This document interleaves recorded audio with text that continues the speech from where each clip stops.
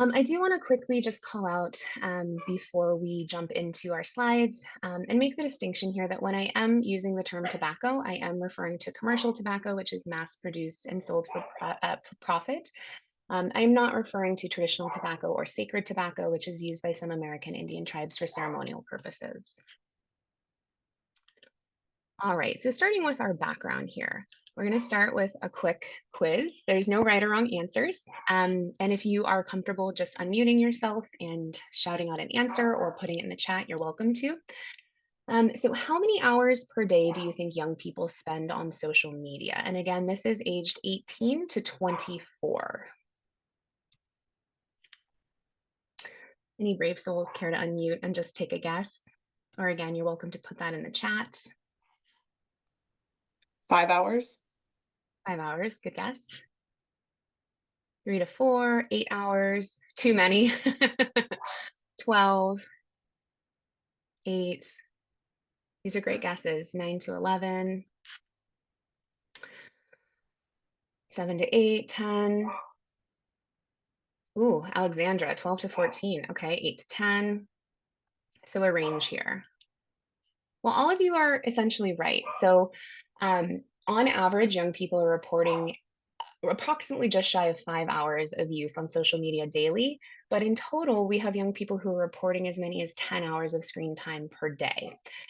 So whether that's on a laptop, a phone, a TV, or other sites on their phone that aren't social media. So again, that range of kind of 5 to 10 hours is correct. And then in terms of sort of when young people are most active, they report the kind of period after school and before bedtime, so about 4 to 10 p.m. So as we're thinking about crafting messages and then replacing them on social media, we also need to think about when young people are going to be on social media. So, probably having a campaign post at 10 a.m. or 11 a.m. We know young people are going to be in school and in class.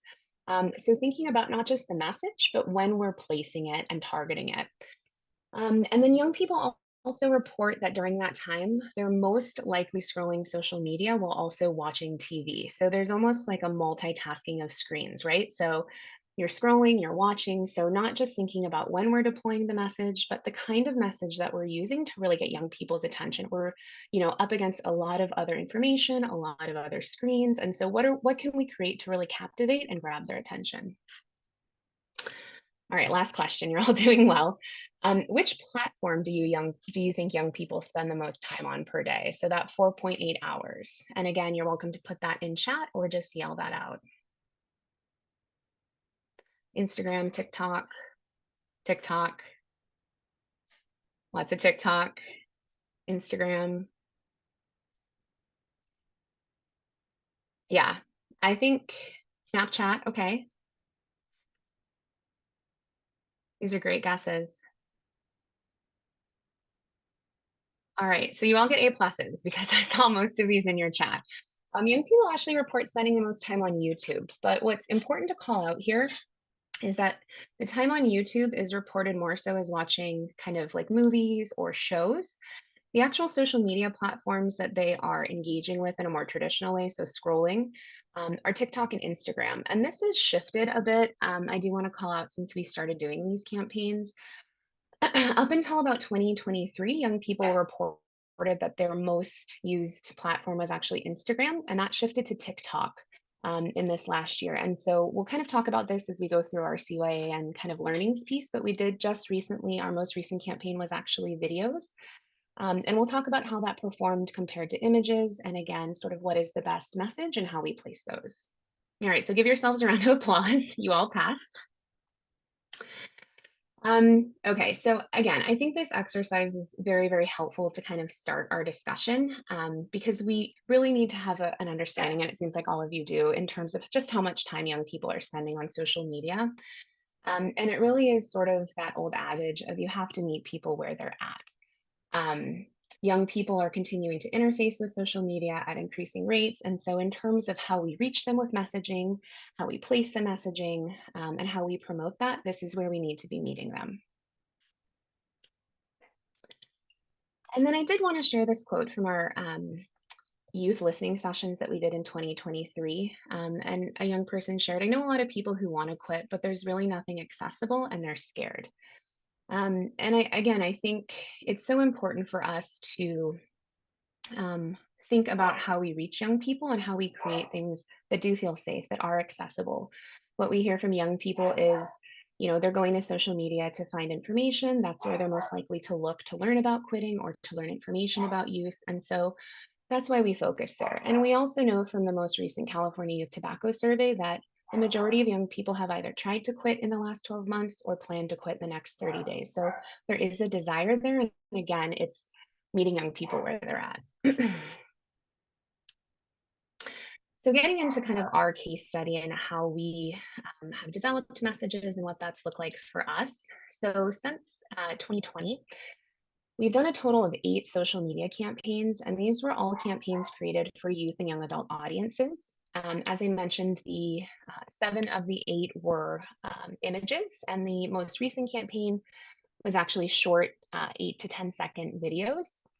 And we did consumer test all of these campaigns. So we'll talk about what that looked like.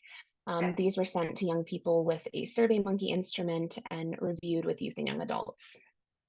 I do just want to call out, we're not going to kind of really dive into the communication planning piece, but we do utilize a communication plan for all of our campaigns, and that training alone can be several hours. So we're unfortunately not going to jump into that unless you'd like to spend a whole afternoon with me. But we start all of that really by having a discussion with our youth and young adult partners to really get a sense of, what they're seeing, what they're hearing, how they're feeling, what products are you seeing, what are you hearing from your friends? And then we look at research and we leverage findings from our youth and young adult listening sessions, and we craft messages around that. We pair them with images, and we really, think strategically about what's needed right now. Is it a prevention campaign? Is it messaging to encourage young people to quit? Is it messaging to support an active quit? And all of those are different messages with different audiences. And so we, don't go into this blind. We start by having that plan. And again, working directly with youth and young adults to make sure that both the messages and the images are correct. And so quickly here, this is just a kind of overview and timeline of what I call those kind of core 3 learning campaigns. We began developing our first ever social media campaign in April of 2020, which is that kind of purpley blue dot on the bottom left. And that launched in May and June of 2020. We did a second campaign in the fall, and then a smaller campaign in January of 2021. And again, these are our core campaigns. We had a lot of really big wins, and we definitely had some misses with these. And again, those learnings are what have shaped our efforts since. And so that's why we focus on them. Excuse me. All right, so jumping into that spring 2020 campaign, think about what's happening at this point. It's COVID-19. Youth and young adults are adapting to immense change. We're transitioning to virtual learning and sheltering in place, and we're really starting to kind of hear about the health impacts and the mental health impacts of stress with all this change and fear, right? So with that in mind, we worked with our youth board of directors and our college board of directors to develop a social media campaign, again, meeting young people where they're at. They're no longer in hallways to see posters. They're not on campuses to grab flyers. And so we wanted to reach them on social media. And so what really came across when we heard from our youth and young adult partners was that there was a really strong sense of urgency of what's going to help me right now, what's going to help me to cope with stress and anxiety without using products, what's going to help me to feel less lonely and feeling isolated and not, relying on, tobacco or marijuana products to kind of fill that void. And also I'm bored. So like I'm at home, I'm not with my friends at school. How do I manage this boredom without product usage? And so we took all of those messages that we developed and transposed them with stock images and put together this SurveyMonkey instrument tool to collect youth and young adult feedback. And so, it was very simple. We just asked young people, do you like these posts? What do you like? What do you not like? What's your most favorite? What's your least favorite? We asked them things like, not just would you pay attention to this, but also where would you pay attention to this, right? Where's the best platform to place this? Um, and then we also ask them just sort of general questions about how they interface with social media. So, preferences around hashtags, preferences around like, do you like emojis? Really general things to just kind of understand not just what they'll pay attention to, but how they want it presented. And then also we asked if there were other messages that they think were missing in the field. This campaign was reviewed by just over 60 young people across 11 counties in California. And by and large, the feedback was pretty positive, but like there were some critical pieces that were offered, and they were really important. And without that kind of critical feedback from young people, I don't think we would have gotten to where we are in terms of really seeing the impact in, increased impressions, increased likes, and really crafting messages um, that resonate with young people. And so here is a side by side of what we tested versus the final product. So that top line there are the images from the consumer tool that we tested. And then the bottom are the final outcomes. So just kind of starting there on the left, I look at this now and I think like how cheesy quarantine, right? And young people caught on to that too.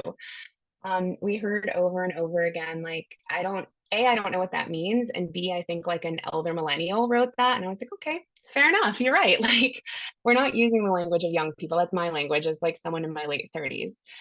And not only did that resonate, but also the image fell flat. They felt like this looks like a generic older white woman. I can't see a face. It doesn't grab my attention. And I see it now and I'm like, why did we pick this? And so we took all of that feedback to heart and we pared down the message and really, got rid of the kind of cheesy quarantine and focused on what we were trying to relay to young people in a more simple package and paired it with, a person that looked like them, a young person who is diverse, a young person who was um, utilizing social media, or their phone, which is how young people are connecting. And it's a completely different feeling.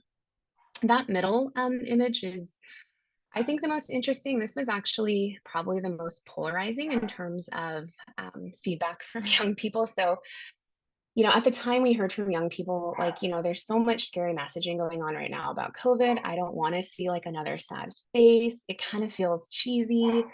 But some people said, like, that is how I feel. I kind of feel stuck inside. I miss my friends. I feel kind of melancholy.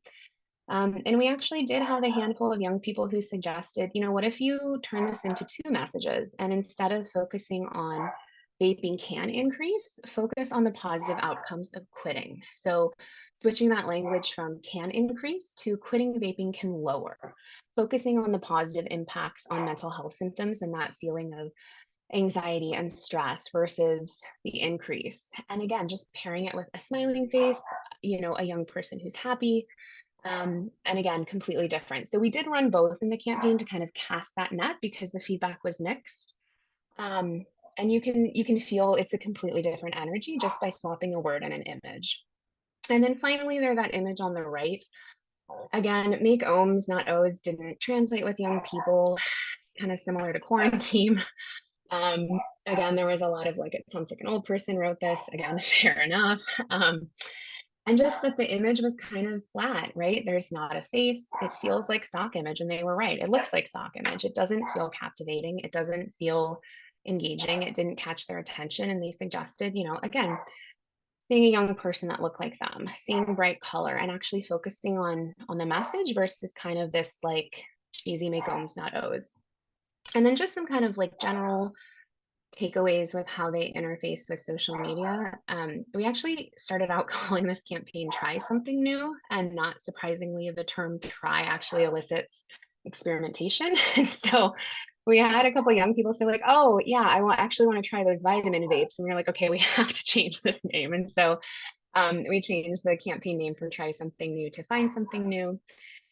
We did actually start out by having hashtags printed on our posts, which again, 4 years later is not what social media looks like. But again, this was the learning curve. And that first hashtag on the post was actually quit tobacco.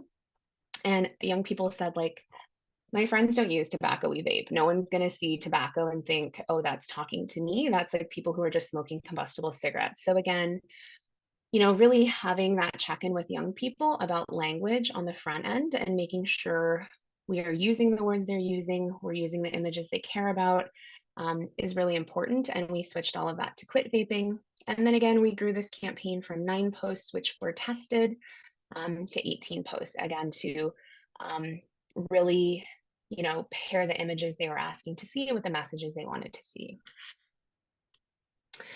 And then this was the final project from our first campaign. Again, this is the 18 posts, and you can see we really leaned in hard to, bright colors, smiling faces, and simple direct messages.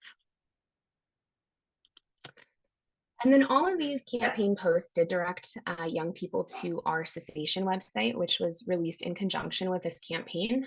That was available in both, or is available in both Spanish and English. And this was another really critical learning piece for us, which was that all posts need to have a call to action and tie to a resource. So we'll talk about that a little bit more in our lessons learned, but for this campaign, this was the resource, and actually all of our campaigns moving forward that we tie to. Oops. And then in terms of kind of our targeting and placement here, we did place all of these campaign posts on Twitter, Instagram, and Facebook. I giggle now because young people aren't on Twitter, or now X and Facebook, but we wanted to cast a wide net and see. This campaign did run for 7 weeks, and we paid to promote these posts to young people living in California, aged 13 to 25.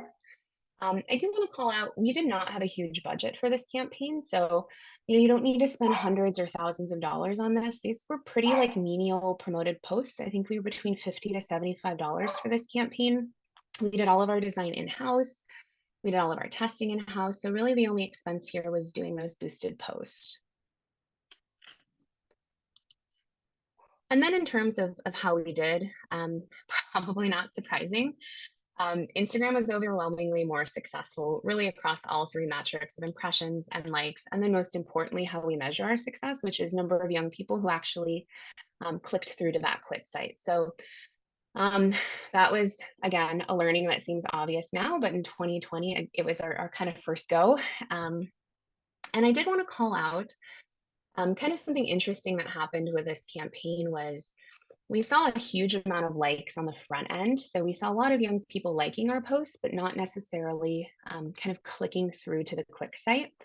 And then as the campaign went on, we saw this shift where we kind of saw likes decrease, but we saw the click-throughs increase. And so, there's definitely something to be said about running a multi-week campaign and that sort of theory of change. So, I kind of theorized maybe young people, saw the message, weren't maybe ready to start an active quit and bookmarked it. And then as they kind of moved through kind of pre-contemplation to contemplation to starting a quit, they circled back to that resource. So again, always tying to a resource is so important with young people. They may not be ready to click on it when they see that, but they'll bookmark the post and come back to it. So that call to action is critical.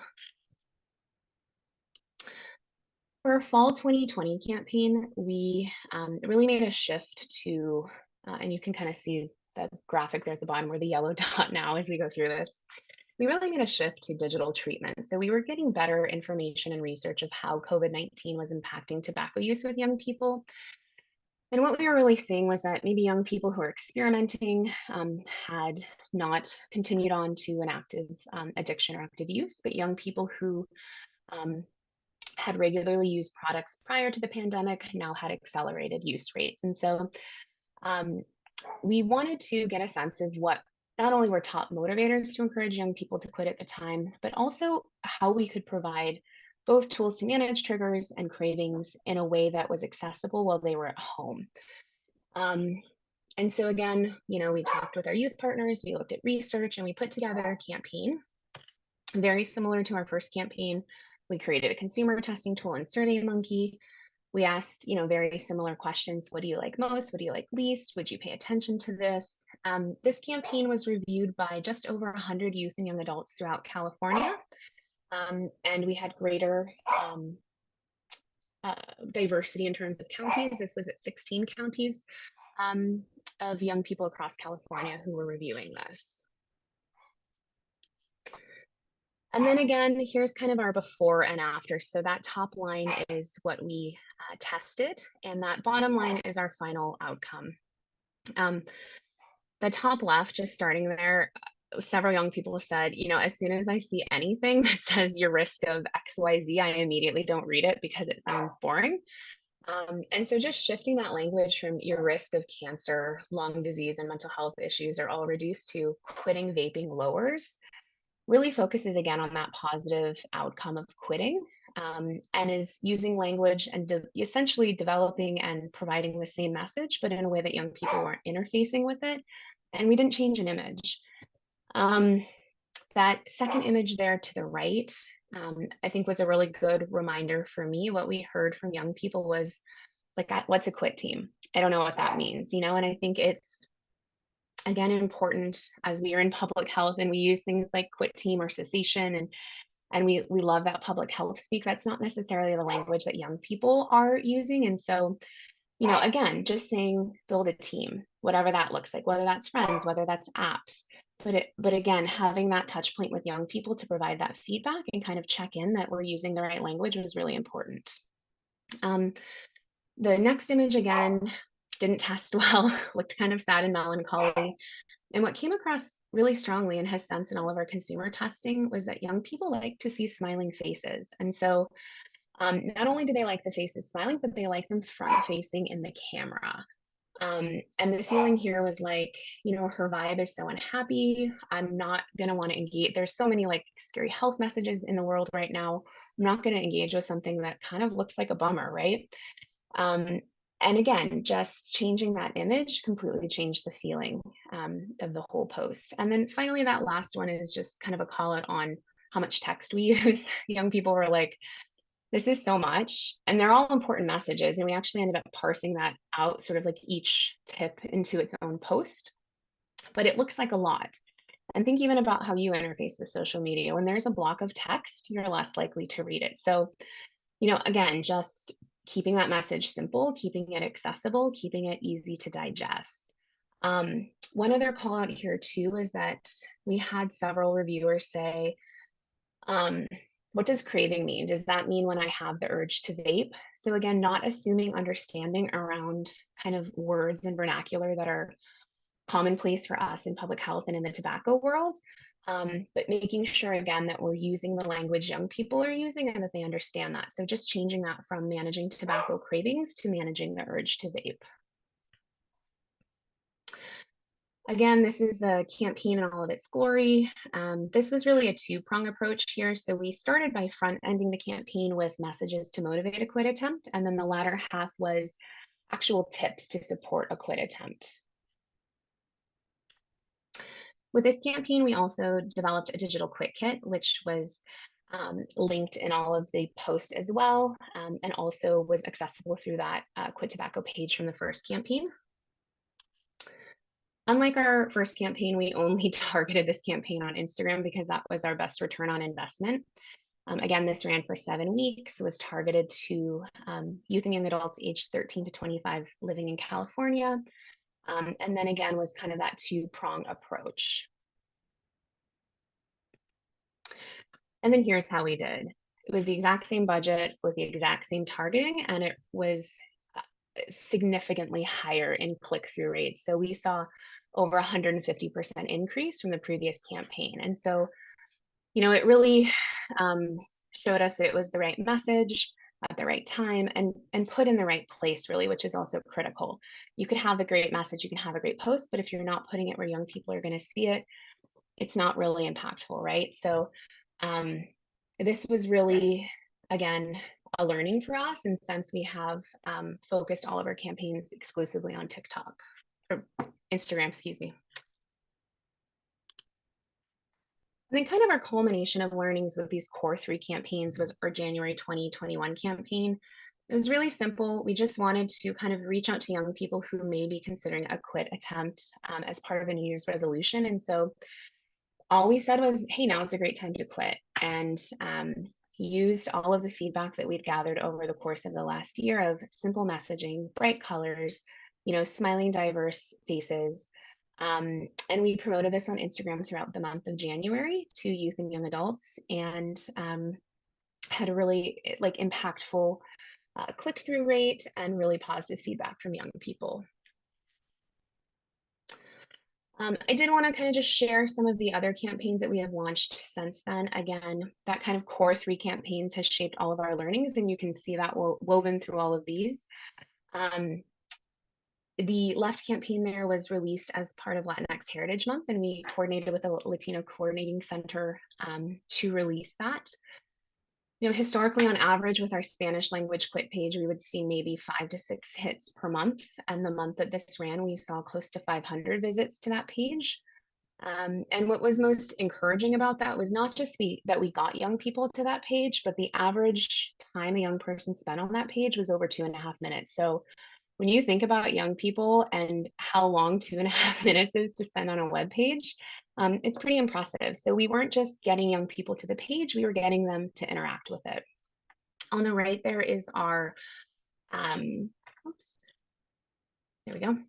On the right, there is kind of a follow-up campaign to the 2021. Again, we launched this as part of New Year's to really reach young people who are making resolutions. But at this time, we were getting more information about mental health and why young people may be using and initiating use with products. And so we started to see more information and data around declining mental health. And so we put this campaign together, we tested it with young people, and this actually performed so well and tested so well that we utilized this to create a full mental health campaign, which we launched the following May. And that campaign actually became print materials as well, and we'll be sharing that. So here's that mental health campaign from May of 2022 to date. This is our most successful campaign in terms of click-to-quit rate. Click-to-quit site rate, that's a mouthful. Click-to-quit site rate. And that was in May of 2022. We also did a campaign around SB793 and quitting flavors, which was in May of 2023. Again, simple messaging, bright colors, diverse smiling faces. And we continue to see an increase to those impressions, likes, and also, most importantly, that click-through rate. Before we jump into the best practices, I wanted to just kind of talk through what our consumer testing looked like with the mental health campaign. We really started to hear from young people at this point preferences around design. The first kind of core learnings were really around messages and interfacing with social media, and this was really more specific about design and color. And what we really heard, and you can see that in that top left post there, was that forward-facing smiling face made messages feel safe, made young people want to engage with them. Again, another lesson around language. We heard from young people, like, I don't know what irritability means. Like, what does that mean? And also what was interesting, I think, with this message was the young people didn't actually see the word decrease as being positive, associated with something positive. What they wanted to see was like, it didn't elicit improvement. And so what they wanted to see again was, how does quitting improve my mental health? And so again, just making that small change in language to mood swings improve when you quit vaping and changing the picture had a really big impact. And then you can see that through the subsequent images here, that I am happier, right? A gray background doesn't really particularly feel happy. And just, essentially same message, but with a different picture, and it feels better. And even just looking at that as an adult, I would absolutely engage with the bottom image over the top. So again, being mindful of small things like that can have a really big impact when we're messaging to youth and young adults.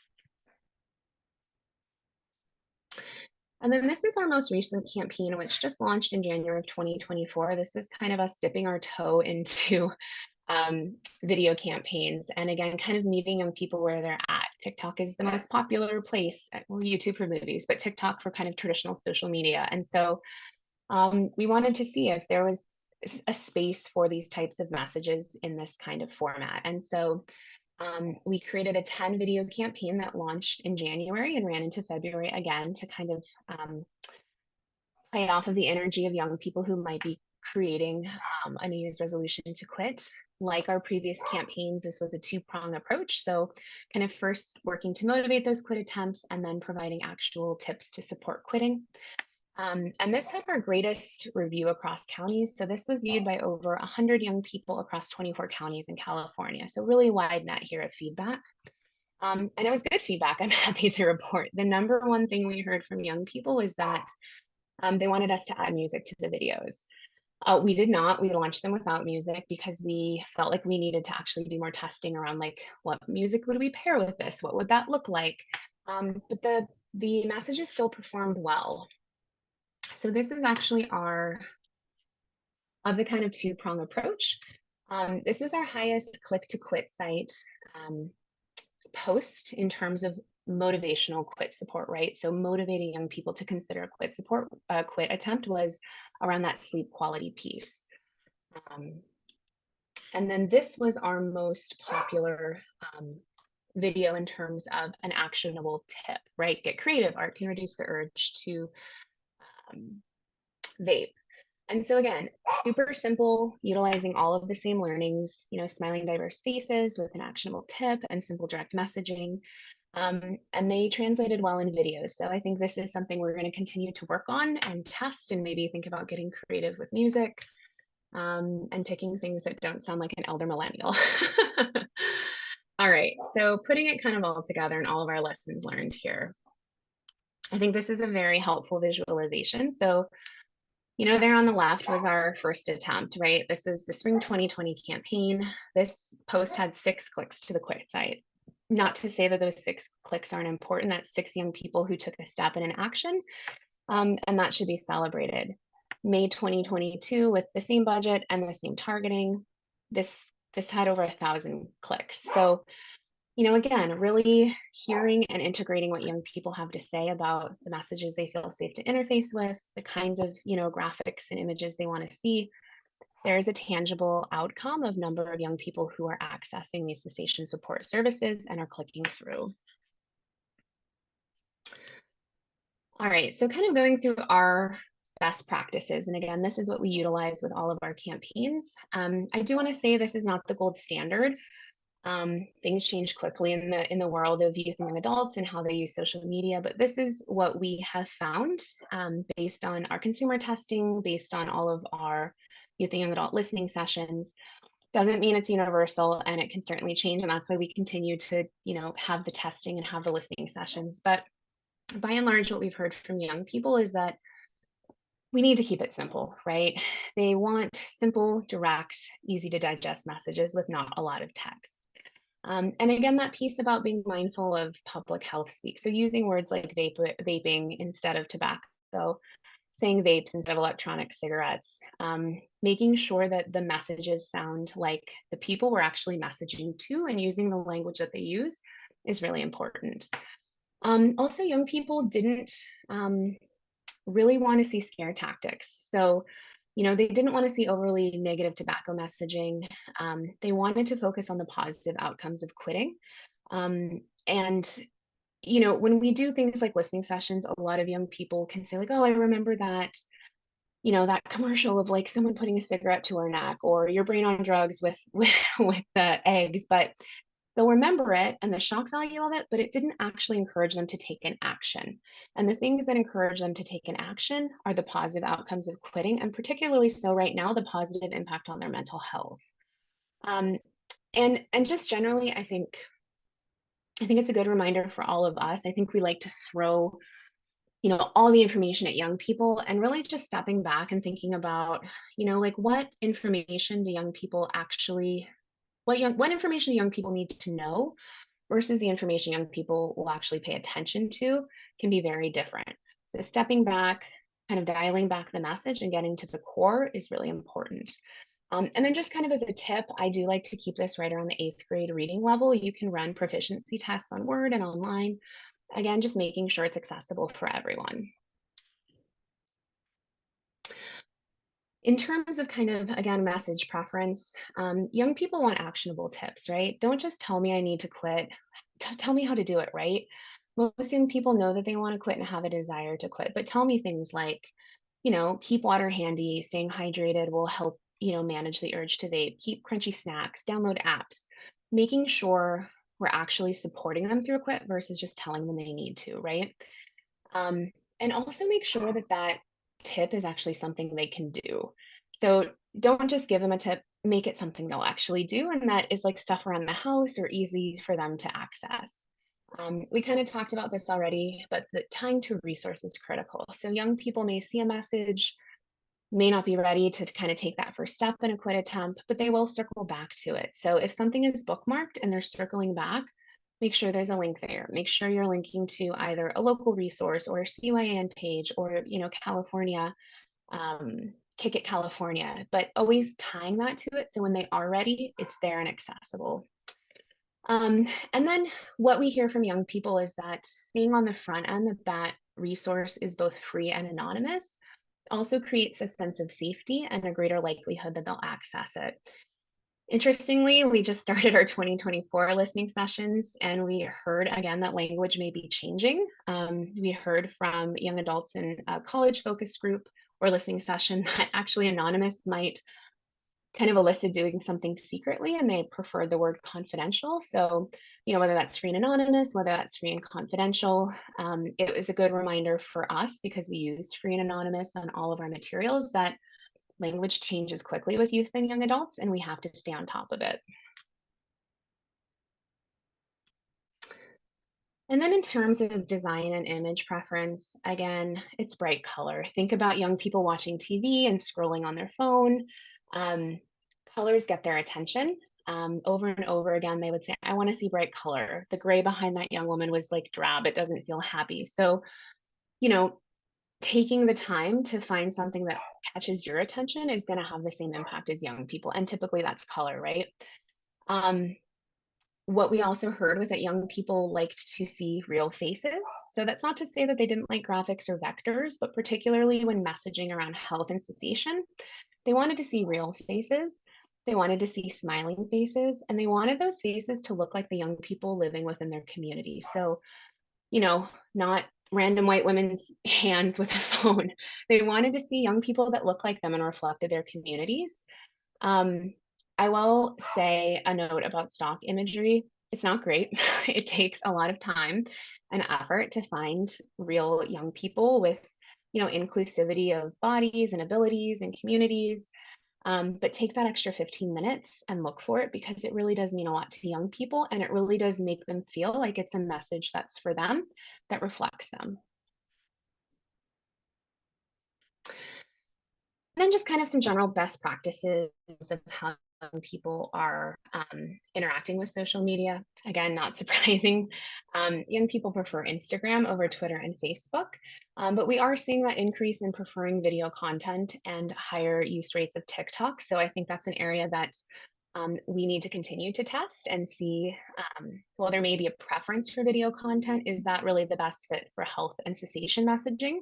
The January campaign was very promising that it is, but I think it's something we need to continue to test with young people, again, because things change quickly. Young people like hashtags, so don't be afraid to use hashtags. And they actually, and I didn't know this myself, prefer to see the first letter of each hashtag capitalized because it was easier to read. Young people reported liking emojis and also interactive posts. So things like, swipe through to see, the answer to a question, things that, require them to engage both with swiping and testing knowledge they liked. And then one thing to kind of call out and think about also just how you use social media. Most people, youth or adults, are not going to copy and paste a link. So as you are tying to that quit resource with your post, put it in your link, put it in your bio, put it in your link tree and put in your text link to bio because you will lose so many young people. You will lose me too. I hate to admit it. No one's going to copy and paste. So again, if you are including it, which you should be, you should also make it the most simple and easiest to access. And that's putting the link in your bio and then putting in your text link in bio. And then I did just want to share here in our last couple of minutes before we jump into questions, the CYAN resources we have available. These are all free for download on our website. They're cyanonline.org. All of our 8 social media campaigns can be downloaded for free, and we can customize these if you want to, link people to a more local quit resource versus our page. And these are kind of parsed out by, not by campaign, but by things like reasons to quit, quit tips. And you can look again through all of these and download them. We also have several of our posts and campaigns available in Spanish. We have our mental health campaign, the SB 793 campaign, and then again, most recently, all 10 of the posts from our video campaign in January. And these, again, can all be downloaded. You can also take a look at our CYAN Youth and Young Adults Quit Tobacco page. So this is, again, available in both English and Spanish. It provides tips for quitting, and all of the links there are specific youth and young adult quit resources for young people to access. We've also since updated our quit support guide for young people, really integrating that mental health piece, talking about, journaling prompts and how a young person can be supported through a quit journey. And again, this is available in both English and Spanish. And then I think probably no surprise, what's really pressing right now is not just product usage, but also declining youth and young adult mental health. And so that mental health campaign from May of 2022, we did build out into a full education campaign. And so all of those posts have now been paired with youth and young adult quit resources and tips for quitting. And those can be downloaded as posters, and flyers, and fact cards on our website as well. And most recently have been translated to Spanish. So again, all these materials are available and free for you to download. And we are very excited to announce that we, fresh off the presses and released today, have created a new education material and fact sheet on the best practices for reaching young people with cessation messaging on social media. And this is just a quick overview. It's a one-page sheet with everything we talked about today, a quick reference, and then again, links there to all of our posts and where to access them. All right, so before we jump into questions here, we've got about 10 minutes. If you would please be so kind as to complete our evaluation form. It really helps us to get a sense in the same way that we want to hear from young people about the needs in the field.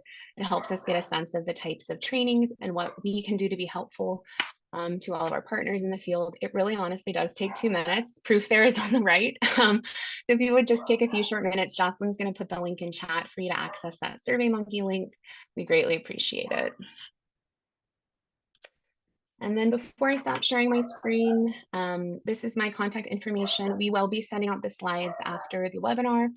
But if there's any way we can be helpful, or if you have any questions about anything you've seen or anything related to social media, I'd be happy to support. And that's my contact information there.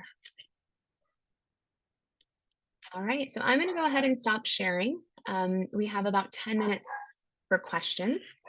And you are welcome to just unmute yourself if you're comfortable or put that in the chat. And Caitlin, we do have a few questions in the chat already. So if you want to look at those. Okay, I'm just scrolling up here.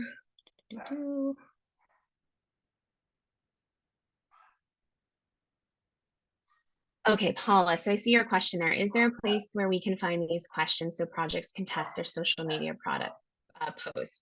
Yeah, so I would be happy to share, Paula, if you want to send me an email or put your email in the chat, I'd be happy to share some of the consumer testing instruments that we've created on SurveyMonkey. You don't have to, make it complex. It can be very simple. Typically what we'll do is just, provide, if it's a campaign of 10 posts, we'll show, 5 and 5 and ask which of these is your favorite. What do you like? What do you dislike? We try to keep that under about, 5 to 10 minutes. We don't want young people to spend too much time in this review. We do incentivize them for their time. So if you want to do something formal, I would encourage, if you're able to provide young people with, a $5 or $10 gift card for their time. But even if you have 2 or 3 young people who you work with in a coalition or a group, to just ask them to weigh in, that's helpful too, even in an informal sense. But certainly I can share the consumer testing instruments we've used. And then Rachel asked, where did you get these images? So all of those images, Rachel, were from iStock. So you do pay for each image, but you can also use Pixel, which is a free stock photo library. Again, it does take some time to kind of sort through all the content. Um, and it can take a pretty significant amount of time to find not just photos of young people, but diverse young people. But again, very much worth that legwork on the front end to make sure we are meeting young people and sharing images that look like the young people who the messages are made for. But we primarily use iStock. Yes, Rachel, presentation will be shared. Thank you, Jocelyn, for sharing YouTube. Um, okay, so Erica asks, instead of using stock photos, what's the best strategy for getting kids with campaigns? Do you hire photographers, recruit kids to participate? So we have not done any in-house photography specifically for our social media campaigns. I would say if you have an event or you have, young people that you work with or champions within your community who would be comfortable to either pose for pictures at an event or meet you to take those pictures, I think that's one way to go. Depending on how big of a campaign is or how professional the campaign is, I think it's also okay to just use your iPhone and take those pictures and edit them. If you have a budget for a photographer, that's amazing and wonderful. But I think it's okay to have pictures that look real and look like, you know, pictures from an event and pictures of young people within your community. But either approach would work. I think again, incentivizing young people for their time. So, if you have young people in coalition who you could say, hey, we'll provide pizza and sodas or a small gift card for your time to come for, an afternoon to take photos for future campaigns. One side note is if you are utilizing real young people in your community, there may be a need for a consent form and release if they're under 18. So that's something to take into consideration versus using stock imagery. Um,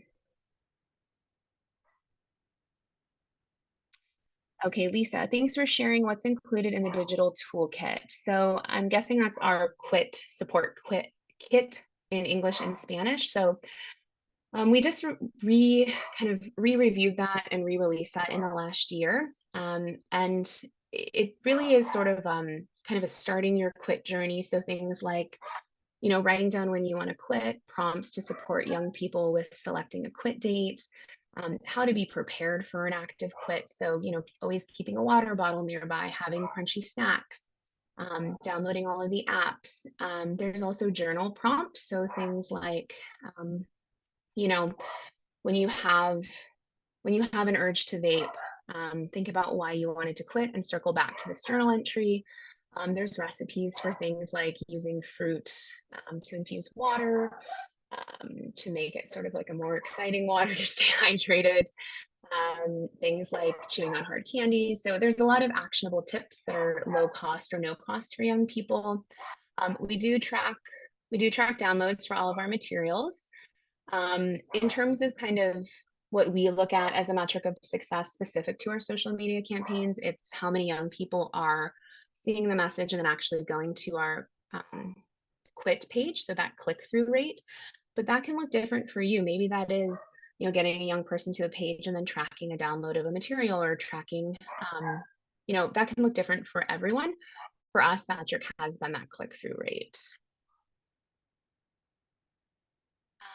Okay, any other questions? Again, you're welcome to put them in the chat or unmute yourself. We've got about 5 more minutes here, and I'm happy to be helpful in any way. Otherwise, you are all welcome to go about your day with 5 extra bonus minutes. But we're happy to hang out until 11 or beyond if there are questions.